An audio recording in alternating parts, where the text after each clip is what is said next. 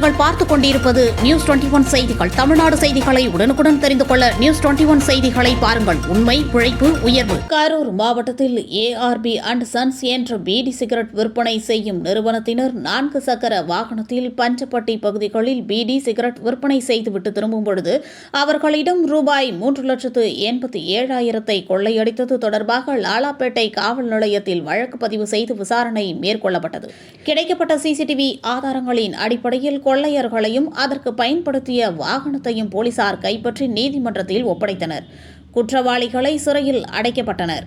மேற்படி கொள்ளை வழக்கில் தொடர்புடைய குற்றவாளிகளை கைது செய்த தனிப்படையினரை கரூர் மாவட்ட காவல் கண்காணிப்பாளர் ரோஸ்கான் அப்துல்லா வெகுவாக பாராட்டி வெகுமதி வழங்கினார்கள். நியூஸ் 21 செய்திகளுக்காக கரூர் மாவட்ட செய்தியாளர் சதீஷ்.